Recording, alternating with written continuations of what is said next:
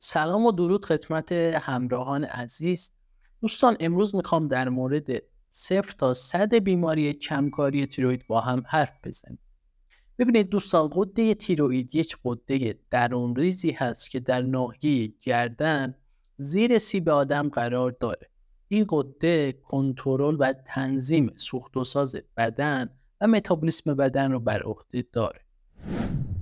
تولید هورمون‌های تیروئیدی تحت کنترل هیپوفیز و هیپوتالاموس قرار داره. غده هیپوتالاموس میاد و یک هورمونی به اسم TRH یا تایروتروپونین ریلیزینگ هورمون رو ترشح میکنه. این هورمون TRH میاد و بر روی قسمت قدامی غده هیپوفیز اثر میذاره، باعث تحریک اون میشه و اون هم میاد یک هورمونی به اسم TSH یا تایروید استیمولیتینگ هورمون رو ترشح میکنه. هورمون TSH هم میاد بر روی گیرنده های خودش بر روی غده تیروئید اثر میذاره، باعث تولید هورمون های تیروئیدی یعنی T4 یا تایروکسین و T3 یعنی تریودو تایرونین میشه. البته این مسیری که گفتم یک طرفه نیست، در صورت که میزان تولید هورمون های تیروئیدی یعنی T3 و T4 بیش از اندازه بشه، بر روی هیپوفیز و هیپوتالاموس اثر میذاره، تولید TRH یا TSH رو مهار میکنه و به این صورت تولید هورمون های تیروئیدی T3 و T4 تنظیم میشه. هورمون های تیروئیدی بر روی سلول های بدن اثر میذارن و باعث افزایش سوخت و ساز همه سلول های بدن میشن. در نتیجه ما میتونیم به صورت سریعتر فکر بکنیم، صحبت بکنیم و کارهامون رو سریعتر انجام بدیم. همچنین این هورمون میاد و باعث افزایش تولید گرما در بدن میشه. همچنین باعث افزایش برونده قلبی میشه. همچنین بر روی سیستم عصبی سمپاتیک اثر میذاره و باعث فعال شدن این سیستم میشه. پس کمکاری تیروئید مثل اینه که کل بدن در حرکت آهسته کار بکنه. علائمی که کمکاری تیروئید میتونه داشته باشه، یکیش افزایش وزن همراه با کاهش اشتها است. چرا که سلول های بدن سوخت و سازش رو میاد پایین، در نتیجه فرد نیاز به اشتهای زیادی نداره. از اون طرف کاهش سوخت و ساز سلول ها باعث میشه که فرد انرژی چندانی مصرف نکنه و رفته رفته افزایش وزن پیدا بکنه. همچنین این علامت کمکاری تیروئید باعث حساسیت به سرما میشه، چرا که تولید گرما در بدن کمتر شده. همچنین باعث کند شدن ضربان قلب، باعث کندی ذهنی یا منتال اسلونس میشه، باعث خستگی، بیحالی و یبوست میشه، چرا که تأثیر هورمون های تیروئیدی بر روی سیستم عصبی سمپاتیک کم شده، باعث تجمع گلیکوزامینوگلیکان ها در پوست و بافت نرم میشه که اون هم باعث میکسدم و تورم و بزرگی زبان میشه. همچنین باعث پف شدن صورت و زیر چشمه ها، باعث ذبح شدن موها، ریزش موها در قسمت انتهایی ابروها که بهش علامت کوین انه گفته میشه. همچنین باعث دردهای عضلانی میشه، باعث اختلال در قاعدگی خانم ها و همچنین باعث اختلال در نعوذ آقایون میشه. دوستان، کمکاری تیروئید علتش دو نوع هست، یا نوع اولیه هست یا ثانوی. نوع اولیه که 95% موارد کمکاری تیروئید رو شامل میشه، در این نوع مشکل در خود غده تیروئید هست و غده تیروئید نمیتونه هورمون‌های خودش رو بسازه. نوع ثانوی مشکل از بالا هست، یعنی مشکل در هیپوفیز یا هیپوتالاموس هست و در این افراد میزان هورمون‌های TSH و TRH پایین میره. در نوع اولیه که گفتیم 95% موارد کمکاری تیروئید رو شامل میشه و مشکل از خود غده تیروئید هست، در نتیجه میزان هورمون‌های تیروئید یعنی T3 و T4 در این افراد پایین هست.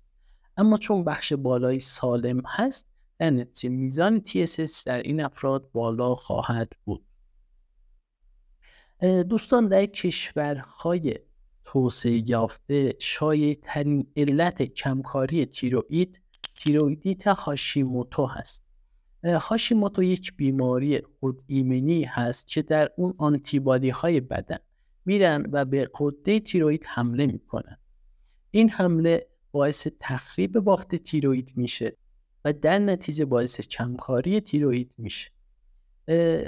با توجه به حمله ایمنی که در تیروئید صورت میگیره، تیروئید دچار التهاب میشه. در نتیجه تیروئید بزرگ خواهد شد و ما در معاینه فیزیکی یک تیروئید بزرگ رو خواهیم دید که به این حالت کوادر گفته میشه.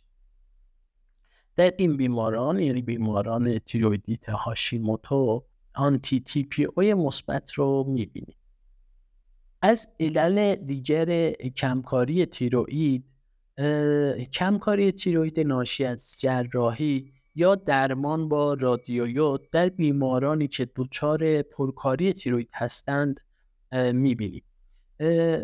جراحی که انجام میشه ممکنه باعث آسیب به یک قسمت یا کل تیروئید بشه. همچنین درمان با رادیویود با توجه به آسیبی که به سلولهای فولیکولار تیروئید میرسونه باعث کمکاری تیروئید میشه. ممکنه افراد به دلیل داشتن سرطان در ناحیه گردن تحت تابش اشعه قرار بگیرن و این خودش باعث آسیب به غده تیروئید بشه و باعث کمکاری تیروئید در این افراد بشه. همچنین بعضی از داروها ممکنه باعث کمکاری تیروئید بشن. داروهایی مثل متیمازول و PTU که در افراد مبتلا به پرکاری تیروئید یا گریبز داده میشه ممکنه باعث کمکاری تیروئید بشن. همچنین سایر داروها مثل لیتیوم که در افراد مبتلا به اختلالات روانپزشکی دو قطبی بهشون داده میشه ممکنه باعث کمکاری تیروئید بشه. داروی آمیودارون که داروی ضد آریتمی هست و همچنین داروهای اینترفرون آلفا و داروهای ضد سرطان که باعث مهار تیروزین کیناز میشن ممکنه باعث کمکاری تیروئید بشن. در این افراد که تحت درمان با این داروها هستند هر 6 الی 12 ماه ما باید هورمون TSH را اندازه گیری بکنیم و در صورت که این افراد مبتلا به کمکاری تیروئید شده باشن باید دارو درمانی شروع بشه. در کشورهای کم درآمد که نمک‌ها و آب‌های اونها با یود غنی نشده، اینها به دلیل کمبود یود دچار کمکاری تیروئید میشن، چرا که برای ساخت هورمون‌های تیروئیدی بدن نیاز به یود داره و این افراد با توجه به کمبود یود دچار کمکاری تیروئید میشن. در این افراد با توجه به اینکه میزان هورمون‌های تیروئیدی کاهش پیدا کرده و میزان TSH بالا هست و دستور تولید هورمون به تیروئید داده میشه، در نتیجه تیروئید رفته رفته بزرگ میشه و ما در این افراد هم شاهد کوادر خواهیم بود. اگه کمکاری تیروئید رو در یک نوزاد تازه متولد شده ببینیم بهش کمکاری تیروئید مادرزادی گفته میشه، چرا که تولید هورمون‌های تیروئیدی در این افراد به صورت طبیعی وجود نداره و اون هم علتش این هست که ممکنه غده تیروئید کلاً ساخته نشده باشه و یا به صورت کافی رشد نکرده باشه و یا هم در جای نامناسبی از بدن ایجاد شده باشه. در نوزادانی که به دنیا میان چند روز پس از تولد ما باید بیایم و در اینها TSH و T4 رو اندازه‌گیری بکنیم تا ببینیم که مبتلا به کمکاری تیروئید هستند یا نه. در صورتی که کمکاری تیروئید در این افراد وجود داشته باشه، با توجه به آسیب شدیدی که به سیستم عصبی مرکزی وارد میکنه، ما باید در اینها بلافاصله دارو درمانی رو شروع بکنیم تا در 3 هفته آینده میزان نرمالی از TSH و T4 رو شاهد باشیم.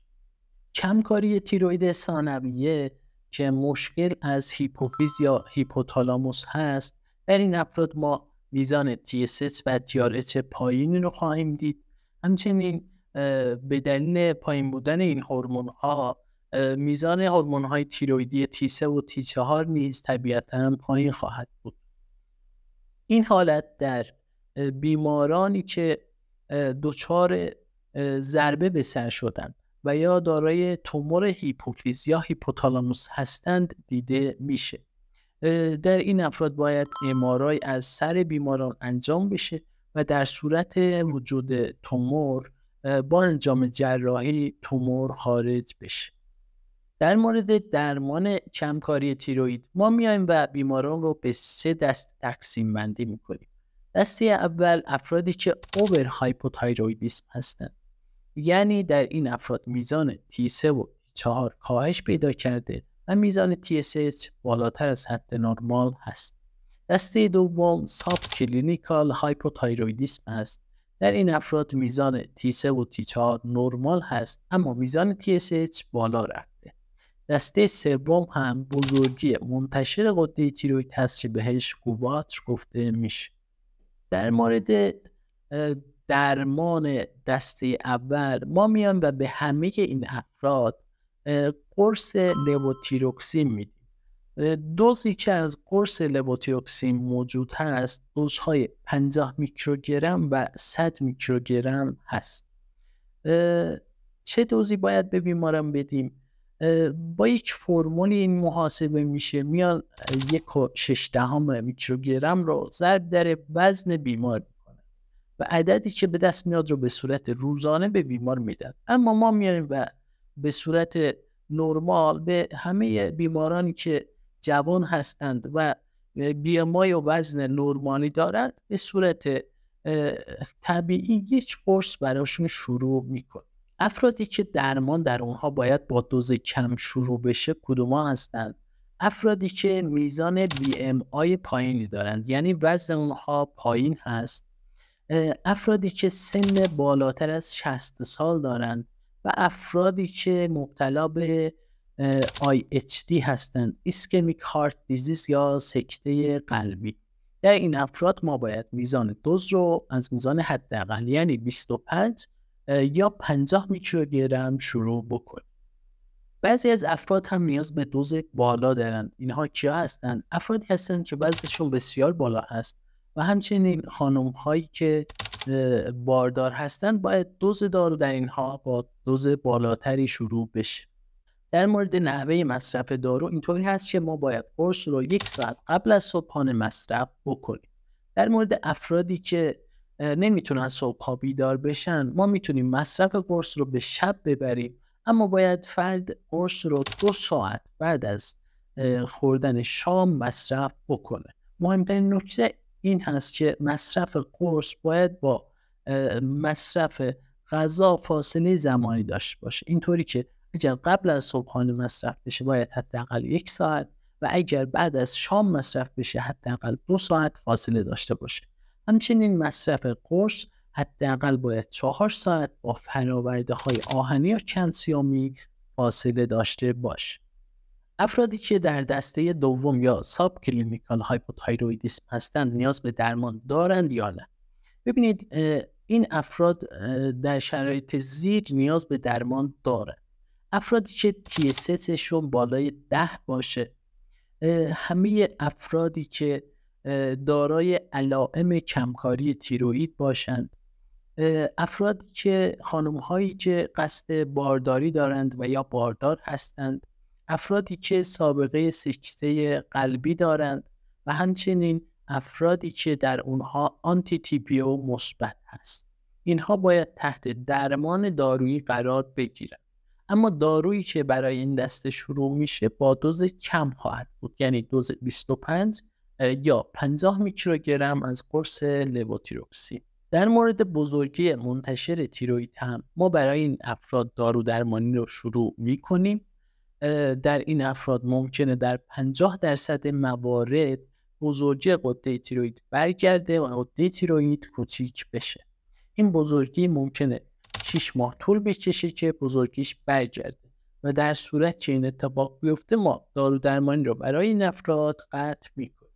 سیر دارو درمانی و تنظیم دوز در این افراد چطوری هست؟ ببینید افرادی که بعد از شروع مصرف دارو دارای بهبود علائم هستند 6 هفته و افرادی که علائم در اونها بهبود نداشته 3 هفته بعد از شروع درمان با آزمایش جدید TSH باید مراجعه داشته باشه. با توجه به TSH برای بیمار تصمیم میگیریم. اگر TSH بیمار نرمال باشه به بیمار میگیم که بره خونه و 6 هفته بعد دوباره با آزمایش جدید به ما مراجعه داشته باشه. اما در صورتی که TSH میزانش نرمال نباشه، افزایش یافته باشه و یا میزان TSH پایین‌تر از حد نرمال بیاد و ساپرس شده باشه، ما در اینجا باید دوز مصرفی دارو رو کاهش یا افزایش بدیم. اما این کاهش یا افزایش به طوری نیست که دست ما باز باشه. ما فقط میتونیم 1/4 مقدار از قرص لووتیروکسین رو به صورت روزانه کاهش یا افزایش بدیم. اما نمیایم به بیمار بگیم که این مقدار یعنی 1/4 رو هر روز افزایش یا کاهش بده. میایم و اینطوری حساب میکنیم که 1/4 قرص به صورت روزانه میشه 2 عدد در طول 1 هفته. پس بیماری که TSHش همچنان بالا باشه نمیایم به بیمار بگیم که روزانه 1/4 قرص افزایش دوز بده. بهشون میگیم که در طول هفته 2 روز به جای اینکه 1 عدد قرص بخوره بیاد و 2 عدد قرص بخوره. مثلا در طول هفته هر روز 1 عدد قرصش رو بخوره و مثلا روزهای پنجشنبه و جمعه به جای 1 عدد 2 عدد قرص بخورن. همچنین افرادی که TSH در اینها ساپرس شده، میزانش پایین‌تر از حد نرمال اومده، در این افراد هم بهشون میگیم که به جای اینکه 1/4 قرص روزانه کم بکنند میان و همه 5 روز هفته رو قرص میخورن به جز پنجشنبه و جمعه. در مورد رفع علائم کمکاری تیروئید ما نگاه میکنیم که کمکاری تیروئید تازه ایجاد شده یا نه. مدت مدیدی هست که فرد مبتلا به این بیماری هست. در صورتی که فرد تازه به این بیماری مبتلا شده باشه ممکنه 2 الی 3 هفته بعد از مصرف دارو علائم در بیماری رفع بشه. اما در صورتی که مدت زمان ابتلا به بیماری زیاد باشه ممکنه ماه‌ها طول بکشه تا این علائم در فرد رفع بشه. خیلی ممنون از همراهی شما تا انتهای ویدیو. دوستان نظرات، انتقادات و سوالات خودتون رو در بخش کامنت ها برام بذارید. حتما به تک تکشون جواب خواهم داد. خوشحال میشم کانال رو سابسکرایب بکنید تا در آینده در صورت آپلود ویدیوهای جدید از اونها باخبر بشید.